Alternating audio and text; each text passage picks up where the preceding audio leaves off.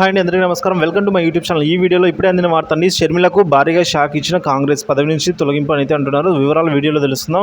Video ఎక్కడైనా skip చేయకుండా ఎంతవరకు అయితే చూసింది, అప్పుడే పూర్తి ఇన్ఫర్మేషన్ అర్థమవుతుంది. అలాగే వీడియో నచ్చినట్లయితే ఒక లైక్ చేయండి. ఇంకా సబ్స్క్రైబ్ చేసుకున్నట్లయితే మన ఛానల్ సబ్స్క్రైబ్ చేసుకున్న ద్వారా నేను చేసే ప్రతి ఒక్క వీడియో మీ వరకు రీచ్ అవుతుంది. ఇక వివరాలకి అయితే వెళ్ళిపోదాం. షర్మిలకి షాక్ ఇచ్చిన కాంగ్రెస్ టీం అండి. తీవ్ర అసంతృప్తిలో వైఎస్ఆర్ షర్మిల.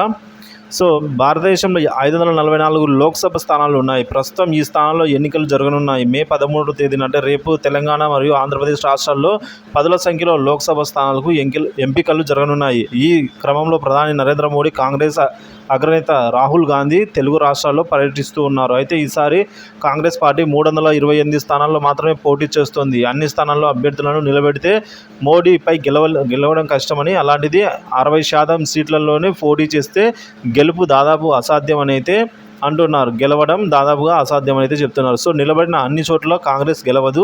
నిలబడిన చోట్లలో 85% విన్నింగ్ పర్సంటేజ్ ఉంటే గెలిచే అవకాశాలు ఉంటాయి. కానీ బీజేపీ లాంటి బలమైన పార్టీని అంత చిత్తుగా ఓడించే సత్తా కాంగ్రెస్కి ఉందా అంటే లేదనే సమాధానం వినిపిస్తోంది. ఏపీలో కాంగ్రెస్ 22 స్థానాల్లో లోక్సభ అభ్యర్థులను రంగంలోకి దింపింది.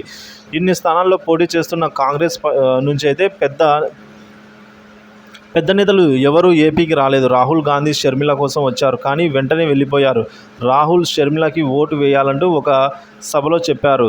సో ఆ సభకి అటెండ్ అయిన ప్రజల సంఖ్య 200-300 కంటే ఎక్కువగా ఉండదనైతే సమాచారం. రాహుల్ గాంధీ కంటే ముందు రేవంత్ రెడ్డి ఒకసారి వచ్చి వెళ్ళారు ఏపీకి. సో వీళ్ళిద్దరూ తప్పించి పెద్ద నేతలు ఎవరు కూడా ఏపీలోకి కాంగ్రెస్ ప్రచారం తరపున అయితే ఎవరు పాల్గొనలేదైతే చెప్తున్నారు.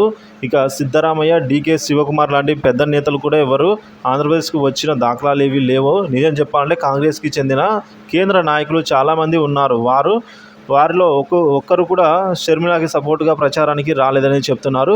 కాంగ్రెస్ టీం ఏది అని షర్మిలను అడిగితే ఆమె దగ్గర కూడా సమాధానం లేదేమో.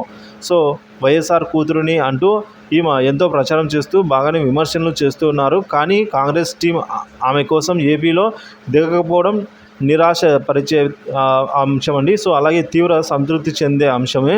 సో మరోవైపు షర్మిల ఎంత కష్టపడుతున్నా కాంగ్రెస్కు పాపులారిటీ కొంచెం కూడా పెంచలేకపోయారని అయితే చెప్తూ ఉన్నారు. సో దీనిపై మీ అభిప్రాయాన్ని కామెంట్లో తెలియజేయండి.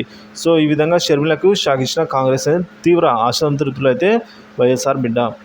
సో వీడియోని లైక్ చేయండి, షేర్ చేయండి. ఇలాంటి వీడియోస్ కోసం మన ఛానల్ సబ్స్క్రైబ్ చేసుకోండి. Thank you for watching this video.